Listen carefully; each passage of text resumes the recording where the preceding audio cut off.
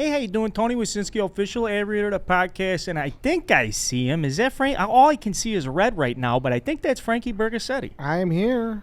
How you doing, Frankie? Hey, how you doing? I'm doing okay. I got a collection of rings. I know the Bulls look good this year. We're talking about championship rings. I got some rings from Miller Lite. Great tasting, nice, full, like 96-calorie beer. I know you're very excited to talk about. Absolutely. Miller Lite is the perfect beer for the bar, the tailgate, the couch, anywhere you're with your friends, gathering with friends. That makes being yourself and making memories easy as cracking open a beer. It's great, Miller Lite. It's worth celebrating, guys. Celebrate the return of Miller Lite moments. Miller Time moments over football. Miller Lite created the Miller Timeless Collection, a collection of 6 stunning rings set in solid 10-karat gold featuring a microchip inside each ring.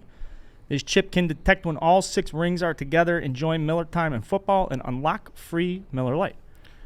There's only one 6-pack of the ring in existence. Will you be the one to win them for your group, Frankie? Possibly. I hope so. Certainly. I mean, free Miller Lite for a year. That's a good deal. And you do look good in jewelry. No purchase necessary. Must be legally drinking age in the United States. For more information on how to enter and contest requirements, visit MillerTimelessCollection.com. MillerTimelessCollection.com. Look at that beautiful ring. Can you zoom in on that right above Chief, right above the beef kit? That's a beautiful. We zooming in? Are we? Thank God we're zooming. Look at that zoom. Look at that beautiful ring. Go do it. MillerTimelessCollection.com. Drink Miller Lite. Be happy. Don't impress nobody. Have good times. You're on a Zoom call? Hey, how you doing? Good morning, good afternoon, good evening, Chicago sports fans. This is Barstool Carl. And White Sox Dave. Chief. Eddie. And this is Redline Radio and All Gas, No Breaks. Chicago Sports Podcast brought to you by Miller Lite and brought to you by Barstool Sports Chicago. And off the top, I suppose, Ed, Dave, Chief, we typically, as Redline has gotten in 2 episodes, we have been having some fun, light, witty banter off the top. I don't think we have a place for that today. Unfortunately, no. Chief, the floor is yours. Yeah, Stan Bowman's out. Al McIsaac out. Dan, the investigation was concluded today. Danny Wirtz and his dad Rocky got up there. I don't think Rocky said anything, but he sat there as he's still technically the chairman. But clearly, this is Danny's team. The findings were that there was wrongdoing and negligence, I would guess you would say, by the Blackhawks back in 2010 regarding this situation, and with Paul Vincent and Brad Aldrich and John Doe, the guys who were Black Aces on that team in the Cup run. That they didn't do enough, and the Blackhawks had Bowman step aside. I guess he participated in the investigation well. It's a weird situation because it's not like a day to celebrate, even though I am happy he's out, but I wish he was out just based on on-ice stuff as opposed to the off-ice, because the off-ice stuff, it's ugly. I think people have been following this case that have read about what happened and witness testimony and what happened to those the high school kids in Michigan and the people at Miami, Ohio, and obviously the former Blackhawks players. It's really disturbing and fucked up that anybody could hear that and not be like, we have to go to the police. So I think as the full report gets released later this afternoon, I'm sure there'll be more incriminating details. But as of right now, Stan Bowman's out, Al McIsaac are out. Those are the only 2 guys that were really with hockey operations that are, back then that are still with the team now. And Kyle Davidson has been named the interim general manager for the rest of the year, and we'll see how it goes. But it's the result that I wanted, but not the way that I wanted it. So it's people are saying I'm getting congratulations text. No, it doesn't feel like a day for congratulations. There's no we have champagne in the office. There's no reason to pop it.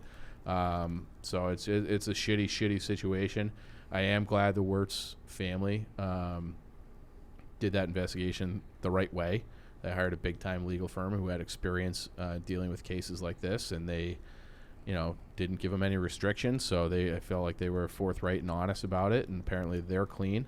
But there's more to come with this investigation, and we'll see how it shakes out. But it's a weird day because it's you want to celebrate, but not really, and you're happy with the result, but you're disgusted with what happened. So it's I don't really quite know how to feel, but everybody who was involved back then is no longer with the organization. It's almost in terms of being a fan and maybe a member of the organization, it's a day to turn over a new leaf, but I don't know if that makes the victims feel any better that these guys are out. Probably not.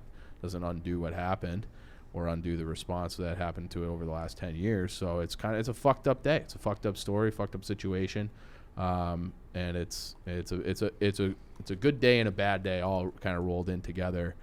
So I hope that the victims feel at least maybe a sliver of justice about this, but I would say probably, I don't want to speak for them, but it's an ugly story, and it's the right result with the wrong way, and it sucks. I guess that's all there is to say about it. And to be clear, we're recording right after the news went out. You have not read the 107-page report yet. I just saw that it's live. Yeah, it is live now. So I'm sure you'll have time to read it tonight, and it'll be in the Thursday episode. Yeah, it's probably, hopefully it's in a spot on Thursday to have like really good observations from the report and everything. But it is important when we sit down and record this because, Chief, for as long as I've been podcasting with you, I would say your it's not like a relationship with Stan Bowman, but he has definitely been. He's a foil. He's been the bane of your existence. Yes. And I almost to a sense where he's held you back, I feel like, from enjoying the thing you love most, where you're like, this is public enemy number one for you. Mm-hmm. But that's on a hockey side. Right. And I totally resonate with where you're coming from. Like, you want to celebrate this. But this is such a fucked up story. Yeah. Yeah, and the other thing that's weird is that, this story kind of came to light in the spring, with the lawsuits. And it was, the Blackhawks PR team, like, kind of raced to dismiss it, like this lacks merit. And it's like, wait, what? And then more things came out. It's like, oh, well, and they were getting a lot of heat. So it's like, well, we better do this investigation. And then these are the results of the investigation. But if you had done this, the only thing I would say is maybe the timeliness of it would be my one criticism. Because if this came to light in May and you start the investigation then, maybe you get things done in time. So if you have to make changes, it's not mid-season, it's in the off-season where you can have a new regime kind of come in and make changes to the hockey ops department without like this hanging over your head. I guess that might be the only criticism of how this was handled, at least from the Wirtz perspective. But yeah, no, holding me back personally. I mean, he did come in here and do the interview, which I appreciated, our old shitty office. But yeah, like the team stinks, and it's the future is not particularly bright. So I don't know. And what does this mean for Jeremy Colleton? Like his biggest champion was always Stan Bowman. The reports were like, hey, if Colleton's going to get fired, it's going to come from Stan. And it's like, well, Stan's never going to, or it's going to have to come from Danny rather, because Stan's never going to do it. Well, now Stan is out. Kyle Davidson is in. I've been told that Kyle Davidson is more like-minded with Norm McIver, who has been completely iced out by the Blackhawks, and then Norm was demoted with this past summer after Stan got his promotion, and he said basically fuck you and left and got hired in one day to be the assistant general manager to Ron Francis with Seattle. So if Kyle Davidson is, I like the fact that I'm hearing that he's more in line with and more in lockstep with Norm McIver, because anybody you talk to with any knowledge of how that organization is, the hockey ops department is run, always cited as Norm as being like, yeah, he's not a Stan guy. Like there's a reason why he's iced out. It's because he's the voice of dissent. So if Kyle Davidson comes from that tree, it makes me feel a little bit better in the interim, but I don't know that he has any real hope, or I don't know what they're thinking about him long term, but he is the interim guy right now, and it's fucked up. It's fucked up. I wish it was just for hockey things, because I would be in a much more jovial mood. This is you can't ignore, you can't be happy knowing like what the situation is, because it's super super fucked up. So but yeah, it's I hope that this is a new leaf in terms of the way the organization is run. I think that there's reports out there that had a witness say that this was ultimately John McDonough's decision of how to handle the Brad Aldrich situation. The lawyer said in his opening statement that they presented Aldrich with the opportunity to either maintain his position with the Blackhawks and go through an or go through an investigation, or resign, and he chose to resign. And then the Blackhawks didn't investigate. Like, it seems like they probably should have just investigated 10 years ago, and that decision was with John McDonough, who's also been fired. So I don't know what will happen with him, civil suits. I have no idea. But But it's going to be. I'm eager to get into like this report and read through it. I can't believe I'm going to read through 107 pages of this fucking thing, but I guess I will. And yeah, so that's where it is. It's a bad day, and hopefully that this is just like a dark day, first step forward. I watched the presser with you, and I came away feeling fucking grossed out by it. I thought it was brutal. So here's the statement from Stan Bowman. I guess we can read this live. This is the first time seeing it. Since joining the Blackhawks in 2000, I've been extremely grateful for the opportunities presented to me and proud of our accomplishments. This organization, beginning with the Wirtz family, has been extraordinarily good to me, my family. That is why today, after discussions with Rocky and Danny, I have decided to step aside. The team needs to focus on its future, and my continued participation would be a distraction. I think too much of this organization to let that happen. 11 years ago, while serving my first year as general manager, I was made aware of potential inappropriate behavior by then video coach involving a player. I promptly reported the matter to then president and CEO, which would be John McDonough, who committed to handling the matter. I learned this year that the inappropriate behavior involved a serious allegation of sexual assault. I relied on the direction of my superior that he would take appropriate action. Looking back now, knowing he did not handle the matter promptly, I regret assuming he would do so. So he threw John McDonough under the bus hard. I am confident that this organization and the Wirtz family will continue to do what it takes to win championships with integrity and with the goal of doing what is right. I am deeply grateful to the Blackhawks for the chance to manage the team, to the players for their dedication, and to the fans for their tremendous support over the years. It has been an honor to be a part of this incredible organization and to serve the best fans in hockey in the greatest city in the world. I will always cherish my time with the Chicago Blackhawks. On behalf of myself and my family, thank you. Awful. Yeah. I mean, he didn't even fake saying he's sorry to the victim, or victims, plural. Like, didn't even fake it. Just sucked the fucking dick of all the fans in the Blackhawks. Oh, thing. Like, what an awful response. Horrific.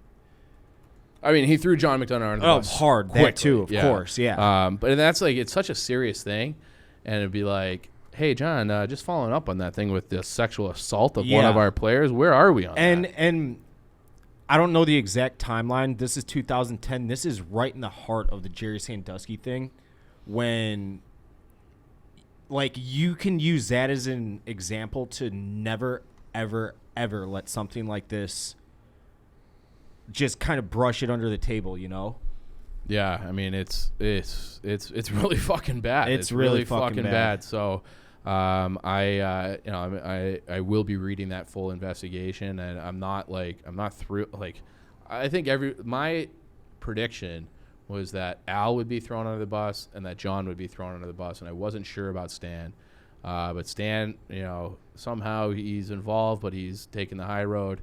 I wasn't there, so I don't know. But it just seems like if you know. And then you have Paul Vincent, who was the main whistleblower on this thing, who was he was basically a skills coach back then, focusing on skating. And Paul Vincent used to be a police officer in Boston, for those who don't know. So he has experience with this sort of thing, which is why he escalated it. And then he was out. He was out immediately after 2010, no longer employed by the team. So credit to Paul Vincent for doing the right thing right away. And everybody else left kind of holding the bag and put the victims' priorities last, seemingly. And here we are 11 years later after the fact, still cleaning up the mess. So, it's quite the statement from Stan.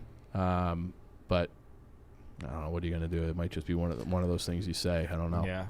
It's a trash statement. It really is. It's like, bad. I mean, it's bad. It's a bad. Very, It's a very bad. bad. It's a bad statement. The the whole thing about. He was pointing fingers instead of pointing thumbs. Yeah. I mean, it's still no accountability. And I think, while he lost his job, and I don't know, he's also the general manager for USA Hockey. I wonder if this will cost him his job there. He's done. I would say He's it would done. probably have to, especially because like we just went through this with the gymnastics team with U.S. Olympic Committee. So obviously USA Hockey is separate from the standard U.S. Olympics, but also they're in contact, and it's like you can't have him do that job too. So I would assume he's out there. And yeah, I don't know. I wish I could be like standing on the table and celebrating, but it just that wouldn't be appropriate or not even how I feel. So it's just a fucked up situation. And I do hate that statement. The more I read it here, it's like Jesus fucking Christ. So, but yeah, I mean, we had Ryan Whitney on here to talk more about the people are blowing me up. We had Ryan Whitney talk about the on ice product, and when we did the interview, this news hadn't broken yet. But if we want to talk to him or get him going, I feel like we've kind of covered here what we're doing with Stan Bowman. I just think it's important to have a word real quick about our friends over at ChevyDriveChicago.com, I would agree. though, because when you're going to get lost in the shuffle of sports news in Chicago, it's not all positive stuff. A lot of stuff's going on. Weather's changing. You might just get caught up and lose track of the sight that you want to get your car serviced before the winter really hits. You have to. And if you go to ChevyDriveChicago.com to find your local dealer, that's where you're going to get all those services. You got to get your tires rotated. You got to have safe brakes. You got to get your brakes checked. All of the maintenance that I don't even know what the words are. That's why I don't even know what the maintenance is. Mm-hmm. That's why you got to take it into people that you can trust. We trust Chevy Drive Chicago. They'll get your car humming the right way, get you through fall and winter. There's something to be said about somebody who keeps tight brakes. Yep. That has an oil change schedule. That's committed to properly rotated tires. Head to ChevyDriveChicago.com to find your local dealer. That's ChevyDriveChicago.com to find your local dealer today. ChevyDriveChicago.com. Yeah, Ryan Whitney. Ryan Whitney. What do you have to say about him, Dave? He's a low life. That's a little harsh. We love Whit. He said he might come back out here in February, so we're happy to have him on Zoom. Credit to him for doing it. That's it, right? Let's go to Ryan Whitney. You want to give us a wish? Whoosh. All right, we're in the interview portion of today's show. We got Ryan Whitney from Spittin' Chicklets, the #1 hockey podcast. Everybody knows who you guys are at this point. I needed somebody on from outside Chicago to maybe talk me off the ledge or give me some insight of what's going on with the Blackhawks. So we went with Whit. Whit, how you doing? Talk you off a ledge, all three of you guys. You stink. I know. Walk you off a ledge. I remember coming to the old office, the old ghetto office, and sitting there and telling you how much I love Chicago and the teams. You guys are pathetic. You're losers. It's happened so quick that I'm shocked. And Dave, you're the biggest loser of them all because you told me to bet the White Sox. I asked you 3 times this year. Yeah. I knew this was going to come up. All three guaranteed wins. They lost all 3. He would text me just motherfucking me. I'm like this has nothing to do with me. I got one question for you right off the bat, Whitney. Yep. Why are you such a cocksucker? Pardon? Yeah. See, he's speechless. Ryan. Pardon? Back to the hockey talk. No, guys, I don't know. I almost wanted to text you and see if we should do it after because I know this news is breaking now with what they found with the private investigation. But the whole Hawks team, dude, it sucks. Because I love the Hawks. I love the arena. I love going to games. I love when they're good. And now it's like I don't think they'll ever be good again. I said on Chicklets, it could be heading towards the days of when I first got into the NHL and there were 6,000 people there. Yeah, I mean, I was one of those 6,000, and it sucked. Like I was in. Oh, you were there that early, huh? Oh yeah. Well, we would take the train down from school, from college, and get in for $4. Yeah, because it was $8, and then you'd have a student ID is 50% off. It was $4 to get in. It was great. And then so you buy the cheapest ticket, and then after the first period, you walk down and sit on the glass. It was awesome, but the team was trash. And yeah, you're right. Like they're going out. The sellout streak ended. They had this statement about how great it is because now there's tickets available for new fans. Like fuck off. But yeah, I guess rock bottom felt like the Detroit game the other night. I know you guys were, Biz was chirping them. You were on them. What do you make of the whole Colleton passing the dry erase board over as a guy who played the game for a long time? Have you seen that before? No, I actually hadn't. Biz said he had, I believe. Now, for the most part in my career, it was the assistant coaches. There'd be, usually the power play coach would be drawing up the play when you're up a man trying to tie the game up, and the PK coach would kind of be drawing the play for defense when you're trying to hold a lead. And to see the board handed over. Now, I don't know if a guy maybe had an idea, maybe Taves is sitting there. I don't remember right off my head who was on the ice, but if somebody says, "Oh, what about this?" and he says, "All right, well, show me," that's one thing. Or a guy's like, "Give me the board." You don't know what you're talking about, which I find that very hard to believe. But either way, it's an odd scenario to see that a coach handing the board off to a player, because I think you read more into it because of how pathetic they are and how bad they look. But it's just one thing where the coaching staff gets questioned over and over there. And I actually don't even blame Colleton. Like, I know you want him fired. I know every Hawks fan wants him fired.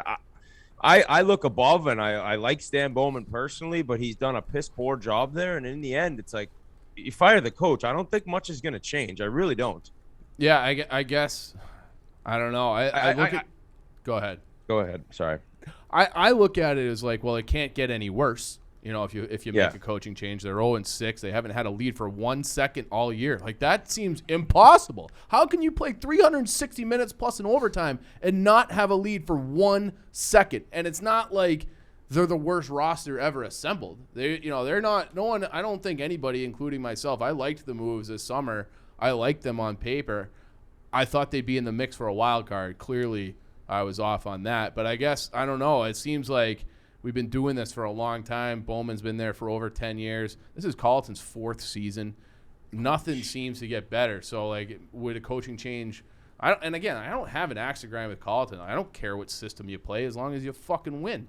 And they're just not winning, and they haven't. And I thought this year, with a full training camp, Taves and Doc healthy, a revamped defense, Fleury and net, like, this is his first real chance, and it's worse than ever. So that's kind of where I am with, like, I think they just need a change. It wouldn't surprise me if he went on to be like a Paul Maurice, where he got a job young and gets another job, and he's like a likable guy on some levels. They just can't win. And I think you're right. I think if they're 3-3 and he passes the board over, it's a non-story. But it's because they're terrible. And the craziest thing, if you're a Hawks fan, is that you traded away this year's first rounder. And now, granted, I think it's 1 and 2 protected. Yeah. But 3, somehow the Hawks end up with the 3rd overall pick this year, which realistically could happen. For sure. In looking at this team, yeah, they'll get better, and they'll end up going on a little bit of a run where they win 3 and 4, 4 and 5. But they could finish in the fucking bottom 5 of the league. They stink. And Fleury, like, I think Fleury's, if Vegas has a sick team D. I'm not taking anything away from his Vezina season, but he is a little older, and it's a circus in his own zone. So you can't really expect a goalie to come in from a system where you're so confident and you never, ever really have guys out of position and giving up odd man rushes every other shift. So it's hard to goaltend like that. I think he'll be better, but Seth Jones is what I question, because I'm not into analytics. I'm not against analytics. I think you have to use some of them in determining contracts and players' values, and along with the eye test. I'm kind of a little bit of both. I don't know anything, so I don't understand what he does that all these analytics people hate so much. I watch him play. He's a big guy, logs a lot of minutes. I know he's got 4 points in 6 games or whatever, and maybe there's some cheap second assists in there. I haven't seen every second, but in your opinion, I don't even understand why everyone hates him so much. Does he look that bad? No. I mean, it's one of those things where I think people like things that are simple. And there was that guy at Jay Fresh something. He's like an internet analytics guy. And he put out this chart. And it was just like Seth Jones. Like, his chart says that Seth Jones is like a bottom 5 defenseman in the whole NHL. So yeah, it's crazy. I mean, it's crazy. So I see a guy that moves well. He had a rough game against Colorado like everybody else, and a rough game against Pittsburgh. The other games, you could argue he was one of their best players. So I don't know, is he worth $9.5 million every year? I don't know about that necessarily, but to me, he looks like a number 1 defenseman still. It's hard to have good analytics on a terrible fucking team, and I really think it's hard for analytics in hockey in general to isolate one player, because everything is so fluid and there are so many variables, and when you start your shift, where to start the shift, who are you playing with, this and that, playing against, are they in the last 10 seconds of their shift when you get on the ice, like all that kind of shit. It's hard to be like, it's not baseball. Everyone tries to keep making hockey baseball with this analytics, and I haven't seen any public data that is just like, yeah, like this is a predictor of success, or this is 100% accurate. So I'm with you. I think it's a window, but people like to just look at something, feel smart, and have it be understood and be it simple. And he has that one chart from last year on a bad Columbus team. Now, if you go back 2 years, where he's top 5 for Norris, his analytics look a lot better. So it's like, which one is it? And Columbus was better back then too. So I don't know. I don't know what to make of that. But people want him to be bad here. It's so they can be right. Oh, it's a very weird That's thing. the worst. It's one of those situations where you're fucked no matter what once you sign the deal. The team's getting worse and worse. Yeah. They are trading away future assets for you. You have a group of people online that are loud, that are reminding all these people that don't know anything that this guy stinks. Yep. And it's like, no matter what, I mean, short of him going in and getting 55 points and the team making the playoffs, everyone's going to hate him. It's kind of crazy, and that's what happens in pro sports, not just the NHL. But people I've seen kind of on Taves, for me, it's like you got to give Taves 10 games at least. Like, this dude hasn't played hockey at this level in a long time. You got to realize he's a little bit older, and he's going to have to at least get some games under his belt to at least feel normal again, realize the pace has changed since he's last played. And I think that for people jumping on him quick, which there aren't many, I think that's a little unfair. I think so too, and he's always been a little bit of a slow starter. Like his whole career, he never like comes out of the gates on fire. So this to me, like he doesn't look that much slower to me, if at all. Like just trying to remember what he looked like in the bubble and before that, like the season that was cut short, the last two, like he had a rough stretch there. Then he had 2 years in a row. I think it was 17-18 and 18-19. Where he's like a point per game guy. So I don't know. Maybe he's not that anymore, but he's certainly still a pretty good top 6 two-way center. And if you have Doc and you have, they don't really use Strome, then you should be able to mitigate some of that. I don't know. It's just like I was really hoping you would be like, hey, like if they do this and this, things will get better. But I think they'll get better than this. Yeah. But there's not much depth there. These guys are in COVID protocol now. So say they miss another 2-3 games. You know what I mean? You don't know how this is going to go. Then you're fucking 0-8. Yep. It's just a bad – when you get off to a start like this, I would actually love to talk about analytics. There's definitely numbers for getting off. You haven't won a game in your first 8 to make the playoffs. I guarantee you it does not happen often. There's some I saw – I can't remember who put the chart out, and I don't know what the numbers are based off, but basically right now it says there's a 93% chance as of today the Blackhawks miss the playoffs. So it's October 26th. Well, there's that. Yeah. It's raining outside, too. I got a question for all you guys. It's like Carlton, Bowman, Nagy, what's the code? What's the Pace. Ryan Pace. Your whole city hates the people in charge, yet these guys they're just untouchable. They're like cockroaches. It's nuts. Like, who owns the Bears? The Virginia McCaskies. She's like 100-year-old. She's literally 100 years old lady. She's the woman from Major League? Well, no. She's like a sweet old lady. Her dad was George Halas, who invented the NFL. And, like, he started the Bears. And now it's like she's she seems like a sweet old lady, but she's literally 100 years old. And she's got she has this guy, Ted Phillips, who's kind of like the he's the president of the team, and then her son George, who, nothing. I don't know that guy, but when you look at him on camera, you're like, this guy's a fucking doofus. Like, how can usually no it's the wonder second generation. Hey, it's usually the second generation that fucks everything up. So that would be his grandfather's the guy who started the NFL and owned the team, right? Correct. Yeah. There you go. NFC second generation championship always trophies ruins named dynasties. after him. Yeah. I guess like my other thing about the Bears, and this is, I watch football on the weekends. I am not as dialed in as you guys, but I Justin Fields, I don't know. I see a lot of like quarterbacks like him coming to the league now and just kind of fizzle out and never do that much. I would much rather Mac Jones. Well, Get the fuck out of my face. yourself. I would love to. I bet you Bill Belichick. Much rather. I bet you Bill Belichick would much rather Justin Fields. The Bears just took him, and now it's like we're gonna do the Bears thing to him, where you have this guy who's super talented, and you're just gonna fucking throw him out there, let him die, and get like PTSD from being in the pocket with the Bears, and he'll end up being nothing. Yeah, imagine if you didn't play with Crosby. Like, imagine if you had to go play, with lesser players. Very true. Yeah, Very started your true. career Very in like true, Arizona. But I'm a fucking plug defenseman. You guys are trying to like. This is a I heard you #1 went 5th QB, overall. 3rd overall pick. I heard you went guys, 5th. You guys don't think.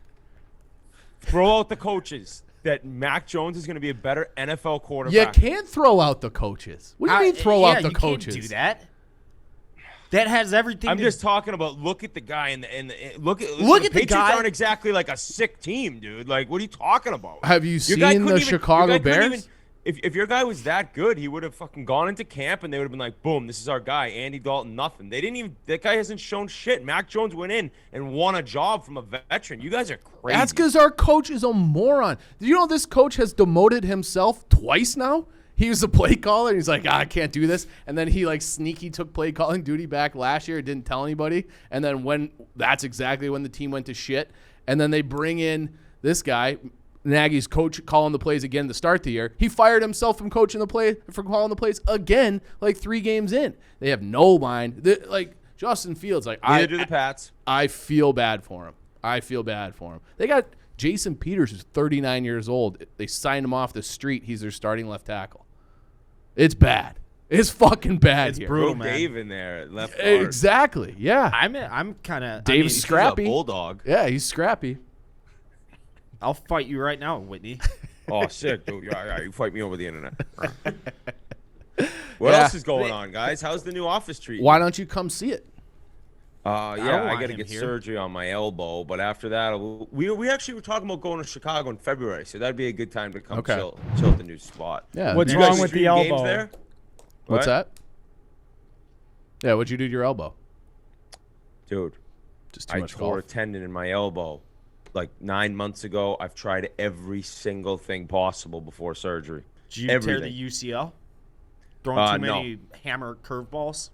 No, I wish. But I was a lefty, and that's the arm I got. I was just slinging in curveballs, but it never hurt my elbow. Stay on Nowadays, top. you're not Look at even that. allowed to throw a curveball when you're young, right? Yeah, change up fastball only. Wow. You know. I mean, I wonder if it's actually saving elbows. In a sense, I look at the reports of guys getting Tommy John. They're better when they come back after Tommy John. You might as well let them chuck curveballs when they're young, get the Tommy John. You'll be better after it. It's true. Do you want to rehab with White Sox Dave? He specializes in rehabbing with bad elbows. Like he's like a pitching specialist. No way. Yeah. That's what Why? I did before you got Barstool. elbow surgery? I've never had surgery. I'm too physically fit for surgeries. So I've never had one personally. Never had stitches. Never broken a bone. Nothing. No but way. I do Maybe help you're people just more rehab. like a caveman. Maybe. Physically Well, superior I'm going to actually beings. call you then. I'm going to call you looking for some elbow rehab drills. But yeah, no golf for 5 months, dude. Oh man, that's Good that's timing tough. at least. I know you guys. I know you guys really feel bad for me. I can Yeah. hear it in your voices. Yeah, I It's mean, tough. Well, we know you only really love one thing, so I wouldn't want to take that away My from you. kids, Yeah, besides your kids. golf and ripping on Dave. Those Yeah. are my 2 favorite things. But you're bad at ripping on me. You're Are you awful are you at it. better at golf or are you Says better you. at ripping on Dave? When when we were in Detroit a few months back, I don't know how I got the pictures. I think someone airdropped them to me, but I didn't notice them. They were even in my phone until like a month after the fact. But you and I were arguing at whatever bar we were at, and there's this picture of me like palms up, like looking at you, like what a fucking doofus comment he just said, and you're Well, just sitting You there do like palms rolling up your looking eyes. at me saying doofus? Yes, Well, yes. he says it was at some bar. It was actually White Sox Dave waited in line at the stand and repeat to get a picture with you, and then you guys started no, arguing. I don't want White a Sox picture with Dave him. was an absolute joke, dude. You were weren't you just at the street hockey event? Yeah, that's what he's talking about. Kinda. Yeah, I you wasn't- were an absolute loser. I'm standing in line. There's a 25-person line, pink Whitney bottles, chiclets hats, and I look and see this little troll, fucking White Sox Dave, standing in line on his iPhone trying to get pictures. I of me, wasn't asking trying me- to get. asking me to sign a White that Sox is hat. a lie. Disavow. That is a lie. That is a fact, and you know it. Fucking. That is- cheap. You why were would I standing want a there. You picture saw with this you? guy. Hey, Ryan, it's White Sox Dave. That's a I lie. cut It's the a lie. line? It's a lie. It's a lie. I don't right, even remember arguing with you in Detroit for the Super Bowl. All I remember is that I ended up winning that contest. I looked at my phone 3 days later. You guys know this story. There was like 13 grand in the account. All the bets must have hit late. I actually had more money than Rico. But it was too late, and he would have tried to stab me had I gone back and said, but I won that contest. We'll pass the message along to him. I I'm sure actually it'll am go gonna over get well. him that. Yeah, yeah. Well, should we bring him in? Let's bring Rico Yeah, in. right like now. like it's a Mari episode. Can we do that? Hey, Just- so another thing I had to bring up with you goons. Came on one draft and just ran away with it. One of the highest percentage winners of all time, and haven't even sniffed an invite back. So I know where I stand in terms of being in your head, Dave. That has nothing to do with me. Talk to our communist dictator main host, Eddie. Notice who's not here. And he's not here. He said he was too tired. He just did the Portnoy show. Didn't want to deal with it. Chief texted us, I don't know, maybe 10 o'clock this morning saying we got Whitney coming on at 11:45. I instantly eye-rolled. But we get to the office, and Ed was like, oh, it's asking Whitney? Me a question, interviewing Whitney? me. He's like, I'll just pass on this one. He doesn't even think enough of you to sit down and have a conversation with you. No, he's a professional pot stirrer now on the Dave Portnoy show. That is true. Have time to deal with me, but I can go with him, too. I mean, I just prefer to have him in the room. I like Eddie. I get along well with Eddie. Get along well with all you guys. Mm-hmm. I mean, what else am I supposed to say? I'm being honest about my opinions of Chicago sports, which I'm an enormous fan of. Where are they moving the football stadium? No, hold on a second. Hold on a second. Hold on. This is kind of a Chicago Bulls podcast a little bit now. Yeah, and while you're true. shitting on us, you're ignoring the fact the Bulls are the only undefeated team in the Eastern Conference. They're not even gonna lose a game this year. On Chicklets, I was dogging the whole city, and then I actually said, "Oh wait, no, the Bulls are really legit. The Bulls have a squad." So I said that prior. Did you get on our boosted bet last night? I live in Massachusetts, where the so dumb we cannot legally bet yet. It's just foolish. I don't understand what they're thinking. Did they take down? What was the boost? It was plus 300 for a Bulls win, and DeRozan and Levine over 20. And it looked like in the middle of the fourth quarter, it looked like the easiest win ever. And then it came down to a last-second shot for the Bulls to win. So it was it was a sweat and then like jump off your couch with, you hit plus 300. I said the Bulls are never going to lose again or something like that on Twitter. And then instantly the Toronto went on like a 14-2 run. Like instantaneously. I was getting shit on for deservedly so. For it, but all right. Well, I'm hearing via text as this is coming in from a guy who I do kind of trust, and he says he has heard that they're both out, meaning Stan and Al. So we'll see if that comes true. But he said the Bowmans are gone after this report comes out. That's the text that I just got live on air that he has heard from people internally, and I'll say that he is a guy who knows people internally. Said that Bowman and Al McIsaac, who the top two guys at Hockey Ops, who were in that meeting with Paul Vincent 10 years ago, that they're both out. And Bowman is not sitting in on that press conference, which to me, if he was safe, you'd think he'd be there. Mm-hmm. So we'll see. I don't know. It's and let the record show that it is 12:11 p.m. and the report Central Time, and the report and everything comes out in 50 minutes or so from now. So why don't you tweet it now? You don't trust him enough, or the guy asked you not to? I don't trust him enough. So he used to work. I respect that. Yeah. So you're a journalist. RA tried telling me I'm a journalist.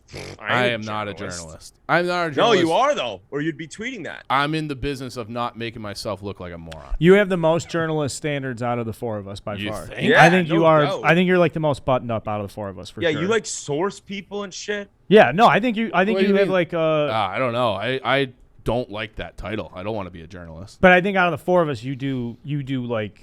It is kind of offensive to with the whole QSAT Which I'm not. shit, I think that's a good. I think it's a good thing. I think it's a Dave balancing. was saying Like Dave's Barstool Sports crazy. reporter. I was like, reporter. That I don't report shit. Yeah, like we're definitely not reporters. Yeah. But I think you're good no, at I being mean, mindful I'm of more- relationships and shit. Like No, you I take care of burned your all the guys. bridge. Oh, Like I can't. I've burned all those bridges now. Like Danny. I mean, Uh-oh. I can't get a text back from anybody in the organization now. So. Well, once you had Stan in your office and just ripped him, I assume that was kind of the end of that. no? Yeah. Yeah. But then like we had a few guys on, and like I've met a couple of guys like Seth Jones, and I met Kirby Doc this summer. Eichel. Or not Eichel. Michael doesn't play here. No. The German Stay kid. hot, Dave. Oh, Reichel. Reichel. Did you see that by chance on Twitter? We met the German kid, Lucas Reichel, the first-round pick, and Dave got one look at him and was like, we got to make you a baseball player. I didn't even know he played hockey until like 20 minutes into the conversation. I thought I was just talking to this random German kid who couldn't really speak a whole lot of English. And I was talking, I'm like, dude, let me tell you about this sport we play in America called baseball. Like, I'm just eyeing him up and down like, all right, we need to get this kid in the cages, teach him basic fundamentals, and then off we go. You can do his elbow rehab. That too. Yeah, so that's we'll see what happens. This is well, I mean, you'd have to think that it's not going to get up to the Wirtzes. You have to think the GM knew what was going on, right? Or he wasn't even GM then. No, he was. He was. Oh, okay. Yeah, I so thought that was all right. 2010. That was the first Cup year. So he took over that previous summer. All right. Well, we'll see what goes on. But nice catching up with you guys. Yeah, it's good to see you, Whit. And then we're dying to get you guys back out here. So Snake draft in all right, person. We'll do some live gambling out there. That would be Some, great. I an love office that. visit. I love that. All right, later, boys. see you. See you, bud. Thanks, Whit. So that's Ryan Whitney. Always good to talk to Whitney. Always good to go to Hooters, too, guys. We talk a lot about Hooters in this Love it. office, the wings, the environment, the atmosphere. Dave, your favorite thing? I love their burgers. Better burger, Hooters, or the famous burger from the Dozen Trivia match everybody talks to you about? The Mad Max burger. Oh, it's Hooters. Yeah, that's not even fucking close. It's not even a debate. Hooters, to me, is a sanctuary where you can get delicious buffalo sauce all over delicious fried food. Get the Daytonas. That's my tip there. What is that? That's a type of wing, and it's a type of sauce, but it's a certain style how they cook them. It's a good wing. So is it exclusive to Hooters? That's Yes, like it's on the called menu? Daytona style with Daytona sauce. It's very good. Try it out. Hooters. Is that like a secret menu, Ed? No, it's on the menu, but a lot of people just kind of blow past everything. It's like, yeah, just give me the mile, give me the hot, give me whatever. Look into the Daytona with the Daytona style. It changed my mind about a couple things. The Daytona. I am interested in doing a little World Series game night at Hooters. And the reason I'm interested in that because game day specials keep me hydrated and filled up on Hooters favorites all season long. If you make it to Hooters for the game, you can still get your Hooters fix at home. Save $10 with code Barstool when you order online. You can order Hooters online, save $10 with the promo code Barstool. Check out Hooters.com/Barstool for more details. We're giving out $10 off of Hooters. Right? That's a free order of wings, basically. And Yes. can we get a sniff? Look out. Might be watching a game there soon. Ooh. Look out. Ooh. Which one? Sniff? To be determined. Keep To be listening to the show. TBD. Are the world famous Hooter girls going to be there, Ed? Sniff? I can confirm they'll be there. Yes. Fuck yes. I can't confirm that. That's the only thing Yes, I know. White Sox Stadium, Put Hooters girls. Well, we basically Chief on need a every leash. fucking distraction made available to us to get through this, I suppose. I'll go to Ed. You seem... Ed seems melancholy today. He does seem melancholy. I mean, Are you melancholy? a little bit. I think we officially started our turn to the wintry, rainy, cold, The dark weather, yep. weather, right? Walked out of the office yesterday at 6 and it was already pitch black. Coming off a fucking disgusting Bears game. It's just a melancholy aura, I would say, right? And that was just such a loss to be like, season's over. Just don't even care. Yeah. There was not one takeaway, bright, shining moment. Not one good part of that game. So you guys are officially apathetic? I'm Mark Trestman levels of apathetic. I don't know how now we at can. this I don't know point. how you can be. I feel like Ed now, where it's like you're looking at it's like I don't know how you can't be anything less than apathetic. Yeah, like that's how I was coming into the season, so I think you guys are there now. It's just what's weird is like I don't know where to really evaluate it because the Browns and the Bucks game, that's really what we were going to see all season. And then they kind of surprised us with those Raiders game, the Lions game, the Bengals game, who the Bengals Bengals are fucking good. which like the Confusing. The Bengals looked awful when we played them. Horrendous. Terrible. Horrendous. Like maybe a couple notches better than the Lions. Shout out to Hank for the notch scale. Like they were horrible. yeah. Game 2 though. Yes. And Joe Burrow looks like a fucking stud. 4-15 on the road in Yeah. Baltimore. That game was pretty much over most of the second half, right? Yeah. So then that's good because I'm watching that game. I'm like, well, the Bears beat the shit out of the Bengals. Maybe this afternoon there's Nope. They really did beat the shit out of the Bengals too, and I didn't do it. But if anybody would have put an emotional hedge bet on the Bucks, I wouldn't have blamed it. What was the line? 13 or so? it got down to 12 before kick. I was positive they were going to lose that game by 30 plus. I just knew it in the back of my head. Yeah. I mean, we talked about that. Yeah, we talked about it, and then they go out and do that, and like even though you're kind of expecting it, when you're watching it live, it doesn't make you feel any better. I just said I was apathetic, but watching that, I was laughing my ass off. Yeah, but anytime there's they would like, do something. There's better. also like get a stop, get stopped, then a score, get another stop. This was like boom, score, boom, score, boom, It was- score. Yeah, Brady had the ball on the other side of the 50 pretty much the entire first half.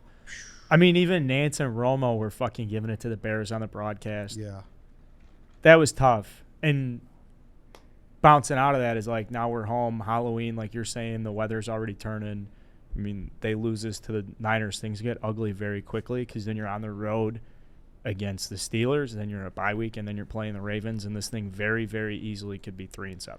The most frustrating part to me is that was so bad that people are turning it into a Fields thing, which is bullshit. It's sad. It is. This was the first week I finally started to see that. And it's bullshit. I mean, It he didn't is. play well, not by any stretch of the imagination. no, he Both, had- What's he both supposed to fumbles he fucking got do? hit. Both fumbles he got hit from the Second both, play from scrimmage. The second Under play from 2 fucking seconds. scrimmage. Both Yeah. fumbles were caused in under 2 seconds. Yeah, like he's got to do things better. He's got to throw the ball away. He's got to protect the ball better. But so many things were just like, how can you? He was getting blown up. Yep. Romo Blown had up. a lot of insights I thought were cool about, like, hey, he's looking at the right side at the start of the play. If he's looking at the left side, he's better. And to me, it's like, yeah, that's a little bit of Justin Fields, but that's also a mentorship, development thing, Fuck leadership yeah. thing, coaching thing. Yeah. And I'm so hopeless when it comes to Nagy and the coaching. But I thought Romo did a good job of pointing out where, like, Justin Fields along the way, at least from the viewer perspective, I was like, oh, that makes He's a sense. great We're not analyst, seeing yeah. that. Yeah. He's a fucking good Well, analyst. and But it's just any rookie quarterback is going to have like a hard time, even in perfect circumstances. They're asking him to do the impossible. So I feel bad for him. It's like how could anybody? How could, like, remember when Tom Brady was rumored like to be interested in the Bears? That, like, when he was floating around his free agency. Can you imagine Tom Brady being successful in this team? Like, Nobody he's Tom would be. fucking Brady. So how can we expect Justin Fields to look great? So The problem is, if there was a better game plan, he would be more successful. But yeah, there's not. of course. There's just not. Yeah. And that's maybe not completely accurate, because at the end of the day, the offensive line is what the offensive line is. But sources, people in Hallis Hall, leadership fed up with Nagy. Anybody see that yesterday? I didn't actually. I didn't see that, but Really? I would hope so. I'll get the quote. But it's the same. It's round and round we go. I Time saw- is a flat circle. Michael David Smith tweeted, Justin Fields has been sacked the most times of any quarterback in the NFL this season, even though he's 30th in the NFL in pass attempts. That's Jesus Christ. So he's running for That's his life bad. every time he passes the ball. I think he's lost 154 yards on sacks. That's bad. 20 sacks, 154 So that's yards. that's what point. And I know, like, Olin Kreutz is really driving it home to people. Like, hey, why you can't really blame the offensive line when Pace sunk all the money into the defense, and it's just almost like history repeating itself everywhere you see. With that, like, this is so Jerry Angelo, like, don't worry about the offense, and like not apples to apples, but you know the comparison I was trying to make there. Yeah. And just another quarterback where it's like, are we ruining this guy? Yep. And that's just what I asked. Now, Tough. what about Khalil Herbert? Can we just be positive for a second? He Yeah. runs fucking hard. It's a good back. Yeah, he's Yeah. fine. He's a Nobody nice back. cares. Yeah, he's fine. Yeah, he's a nice looking back. No, I'm really impressed with him, to be Yeah. honest Yeah, with he you. looks good. Very impressed with him. He looks more than good, I would say. Yeah. Because then if he comes back and then you can split some shit up with Monty, I feel like this is one of those years where historically, like, we would have just completely fucking burned a Yeah. Monty year. Like, even if the Bears go 5-12, I can still see Nagy giving him 330 carries, making him catch a bunch of balls out of the backfield and stuff. So if there's some kind of balance or split here where, like, Monty stays a little fresh and Herbert, like, you've got running back depth, any fucking positives I here? gotta say that's quite. Can I the say a spin zone. negative? Can I say a negative? I don't want to, but it is where we are. Why the fuck did Pace get? And I know they're not the same back, but Cohen. They gave Cohen a shit ton of money. He's still on PUP. If it's like, you can always find forgot running he backs. existed, to be Forgot honest. he existed. I thought Nagy was using Cohen, like, big time as a reason when he was injured, is like, well, he's such an integral part of our he said that scheme and before. game plan. So I think he's like, so, like, the But- Bears see Tariq Cohen as like a difference maker for scheming. Did we see that though in reality? Oh, fuck no. And that's where, like, the term dumpster fire comes to life, because it's like the scheme that we're seeing is not working. And so if the scheme of the personnel that we're throwing money at, it's literally a dumpster fire, accelerated with gallons and gallons of what's the shit Marv used in Home Alone? Well, I thought it was tar. No, it was on the rope, kerosene. Oh, Oh yeah. Yeah, carrots. that's a good smell. I love that. Is smell. it? Yeah, kerosene. Kerosene's a good smell. Those tiki lamps. Yeah. It's a joke, man. It's a joke. They are. You just gotta hope that they get fired. But it's not going to happen midseason. I really don't think so. See, like, that's the thing where it's just like, maybe you can't do it when you're 3-3, but if it gets really bad or even kind of bad, don't you just want to, like, give yourself a head start on finding the next coach? Would be nice. You'd think you so. know, like the next coach, maybe the next GM too, and just be like, hey, we're cleaning house, and then just start the process. It always feels like it's rushed, and they end up with somebody bad. Like, just let's change the way you do things, because the way you have been doing it doesn't work. Start getting people in for interviews, start using headhunters, talking to people, like, just get this going so you're not rushing to go through interviews and hoping this guy or that guy is available to talk to or blah blah blah. Just get your list together, hit the ground running that first week of January when you can start interviewing people, because that's what they need to do. Because you can't even restart. Like, they should be looking at trading Mac.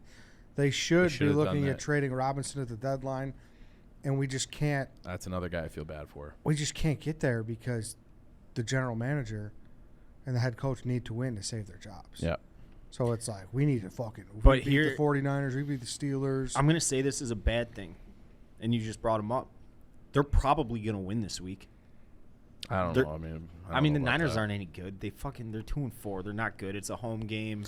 I don't know. Probably. This is historically how it's gone under Matt Nagy, though. Yeah. Blowout loss. Morale is completely just shattered. Bounce back, decently fine win. And it's like, okay, maybe we got something. I mean, we're guilty of it as much as the rest of the fan base. Have you guys seen what the total is for that game? 36. 39.5. That's pretty fucking bad. But yeah, and the Niners are a 3.5-point favorite as we sit here right now. So, road favorite. I don't know. You can say probably win. I know. I mean, how It's a good spot to take the Bears, though. Probably, yeah. Because we're all going to be betting. Yeah, I mean, like, I changed my bet last second and took the Bears against the Bucs, where I'd been sitting here like, I'm going to pound the Bucs. I was going to take the alternate line up to 27.5, all this shit, and then it just came down. I saw the line move from 13 to 12. I was like, I'm on it. Just fucking all over the Bears. I don't want to lose it on this. And but then this is a game. I do think Dave's right. When did you know that bet was done? Oh, fuck it. At, like, kickoff. Like, it was literally like, that was bad. I also got really mad to find out that the Bears, for the third time this year, told Justin Fields pre-snap that the Niners had 12 guys on the field. Yeah. It's such a joke. He said that's the third time that's happened this year. That was their 7th game. Yeah. And he didn't play in the first game. We're talking about a coach who said they can't count how many people are so on he thought he had a free play, so he just let it fly. And nope. No, that's an interception, Justin. And maybe we fucked up and told you they had too many men on the field. Was there officially? I know they didn't call it, but was there 12 on the field? No, there weren't. So, exactly. He had another ball off Mooney's hand. So of the 5 turnovers on Sunday, I think one of them was largely his fault. But unfortunately that's not how they fucking do turnovers. It's like you just turn over or you don't. So we do have good news. Ball stop. Yeah. I hit that bet. I watched the game. Hey, here's another quick thing about Bulls. These NBA games.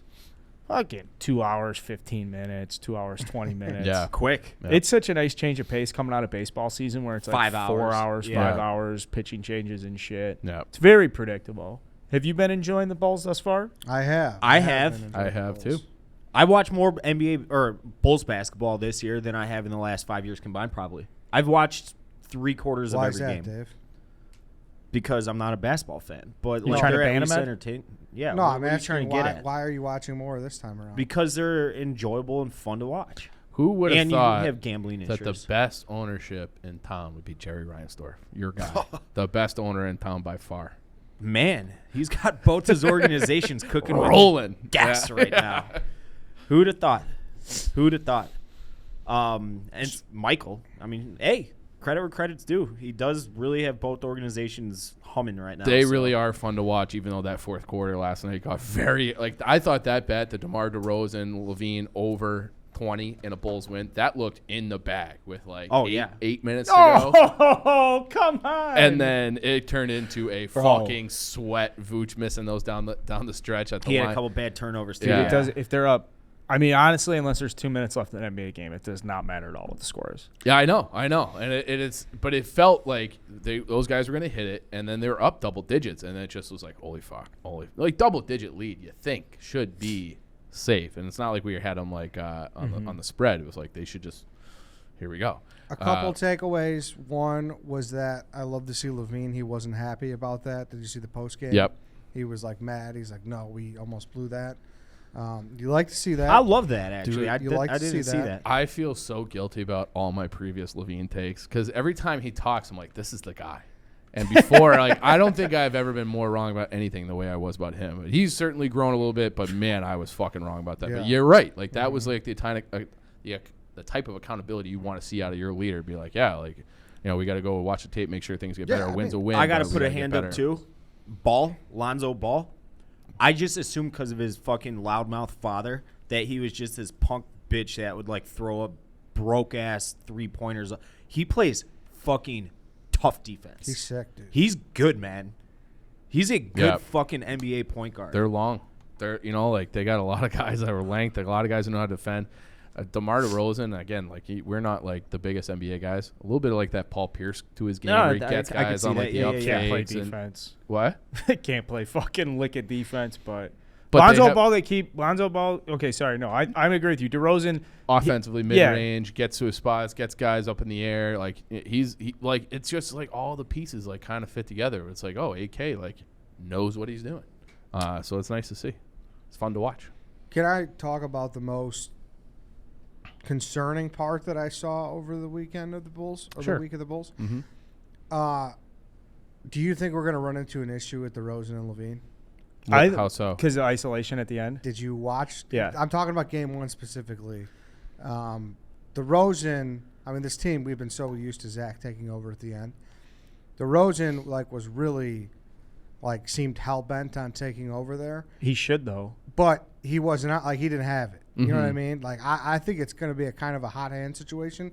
And, I'm making a mountain out of a molehill right now. No. But it's something to keep in the tickler file that I think might be. And this is good postseason controversy. This is going to come up in, game 2 of the postseason where it's who should be taking the last shot. To Eddie's point, Zach LaVine, historically, he's the guy. DeRozan's one of the best isolation players in the NBA. Yep. Well, they did go to Levine. I think it might have been the second game of the year, where it was they were down. There was kind of a dogfight, and Levine just took over in the fourth. He put up I think 18 points or something like that in the fourth quarter of that game. So maybe it is a hot hand thing, but also this is a thing that happens. I think with when you get these. I don't even know if you call the Bulls a super team, but they bring in a lot of new pieces. Yeah. We saw the Miami Heat with LeBron James and Dwayne Wade struggle with this. They went 9-9 to start that year. Something like that. Yeah. It's so early, but it's just something that I was like, all right, I'm gonna file this away. This is something I'm gonna be watching towards the end. Who's gonna be the guy? And because it just seemed like DeRozan was forcing it a little bit, and I know he could do it. I know he's capable. And maybe it's just because I'm not used to watching him do it. I'm used to watching Levine do it. Yeah. But I was just like, wait, why isn't all right, let's get Zach involved. Yeah. Let's get Vucevic. Let's. Yeah. He was trying to be the guy a lot in that first game at the end, and it wasn't. It just wasn't successful. Yeah. And in his defense, he's always been the guy. Correct. So that might just be I'm doing the thing that I'm supposed to do for this team, and it's just a chemistry.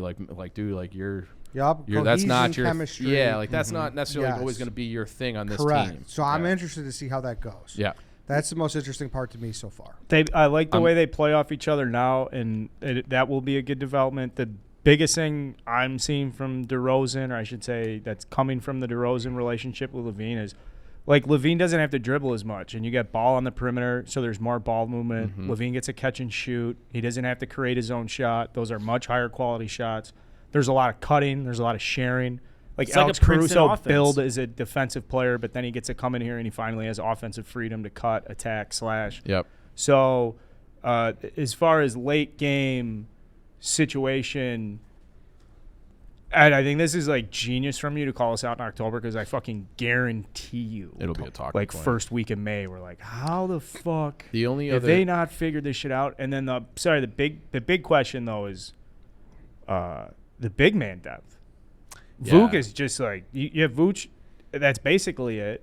I think they can get someone midseason. They got some kind of trade exception or something. But, like, if Vooch gets hurt or, like, he's not that – he's good, but the difference between him and Jokic is, like, fucking night and day, right? Yeah, like, but Jokic is also their 1, and he's probably the Bulls 4. Yeah, exactly. But he's Yeah. still considered one of the best centers For in sure. the NBA. Yeah, The difference is. Yep.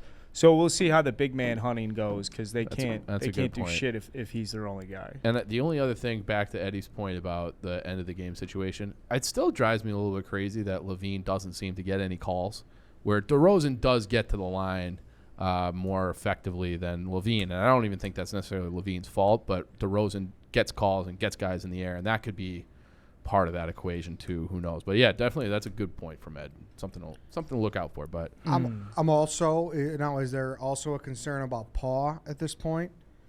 See, I thought this year would be more of like a cool development year where he can kind of fit into the mix and like slowly grind his numbers up. I don't think this is a year where we're sitting there and being like, I need to see him score this much and have these percentages. But it seems like people are pretty disappointed up front. well, what would be the concerns? I guess I don't say that because I have any. I just more so wanted to bring it up as a talking point. So Okay. the general concern is that he's not in a position to score, looking for a shot, play like basically meaningful minutes down the stretch. He's going to be completely limited. So like from a development standpoint, it's not really because should be 20 now. We got to go Caruso in the stretch. for sure. 100%. He is so good 100%. defensively Yeah.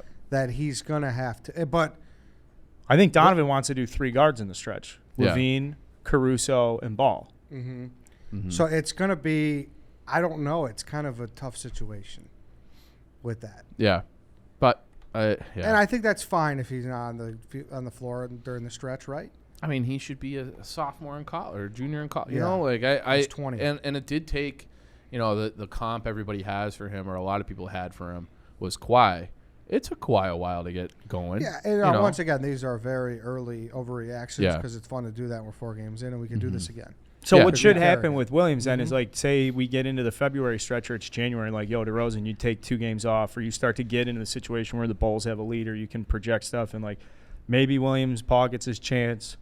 You isolate a couple games where it's like, all right, Thursday night, we know he's going to get 36 minutes. We want to see him get up, 12, 15 shots or whatever. Like he should be able to pick his points in the season. But I mean, on the high end, imagine if he just kind of develops slow and steady enough so that when we get to the playoffs and you're playing some of these phenomenal Eastern Conference teams, like it would be great if he was a fucking, like, if the defense was there to be like the tough, dominant guy we think he can be. Yeah, because Caruso's awesome. Yeah, fuck I mean, yeah, he's dude. like what he brings in many levels is a lot of fun. Watching him run around and cut and just move and shit, he looks so fucking good out there. He would be, if you were playing like a Sunday pickup league, Yes. the biggest pain in the dick. Like everybody hates that guy, and that's the guy you want on this. Like he brings that element. He's great to watch, and like him and Alonzo on that alley oop. I think that was the 3rd game of the year, which there was an Alonzo triple-double game. Yeah, And it was just like, fuck yeah, like that was great to watch. And yeah, they have so many likable guys that it's like Dave and I and everybody who probably wasn't paying a ton of attention to them historically, like they're a likable team. Yeah, they're very likable. So I'm having fun with it. we're seeing red. Oh yeah, The city's and seeing I love red. Benny the Bull. The city is seeing red. I thought it Big game against the Knicks this week too. yeah. that'll be sweet. On Tibbs come back. Thursday. Yep, Tibbs is coming home. Dude, the tickets for the Bulls now are shaping up. I remember a couple of years ago trying to get a ticket to a Bulls game, fucking impossible. So expensive. Like when the D Rose Bowls the Pau Gasol years and shit. Those tickets were skyrocketing. I think we're gonna get back to that. Yeah, Yep. Rocking. I'm sure we will. Good bowl stuff. Okay, Roundup. Cubs just hired an assistant GM that I like a lot. I'm just going to be quick on this. This is the guy who built out the Los Angeles Dodgers research and development team in 2015. He was on the ground floor, one of their first hires. The guy who ran the team, so they have like an 8-man team. So the guy who was in charge of that then recommended him to the Astros. He went over to the Astros, ran their strategic analysis department, was the number 1 guy there on like all the computers. So the Cubs just hired him as an assistant GM. To me, it seems like a guy with absolutely no baseball skills, people skills, or any of this shit, but he's so fucking good at coming up with numbers and projections and game plan. So he's been in Major League Baseball now 6 years. He's an Illinois guy, PhD Oh yeah, guy. I saw that. I saw that. So it's It's a big sign for the Cubs because they haven't really named someone like this in a big leadership capacity. They're bringing this guy in as an assistant GM, and this is like a huge, huge thing the Cubs needed to do to get their infrastructure going, to get pitching going, get the minor league systems kind of figured out. So I'm still backing away and saying it's not going to be another 2 off seasons before we're in the free agency trying to get pieces and compete and stuff like that. But like, it's starting to take shape. It's going to be a much quicker rebuild. And the last part on that, Theo Epstein, it wasn't until his 4th offseason that he made a major free agent signing. 4 off seasons. So this is kind of, to me, is like the slate has been wiped clean. This is kind of Jed Hoyer's first offseason with a new kind of core and resources and shit. So just be fucking patient. But the guy they just hired is legit. So I had to say that. Make you feel better about Carter? Yeah, because Carter's like, bro, just do the pitching and be more on the big league level and stuff. Like, this guy really, hopefully they complement each other well. That's good. Yeah, I legitimately am encouraged for the Cubs to make these decisions, and I think it sets us up much better than, yeah, this guy worked with Jed in San Diego. This guy's friends with Theo. Like, get some fucking fresh faces in there and shit. So that's all I got, guys. I mean, honestly, it's been a loaded show. We got a lot of stuff going on. These aren't the exact most positive fucking days here, but we're going to keep grinding through them, see as much red as we can. Oh, Illinois, fucking over Penn State. We'll talk more about this on Thursday. Yeah. We'll talk more about the college football slate on Thursday, but that's obviously huge. Perfect. All gas? No breaks. DJ, play that shit.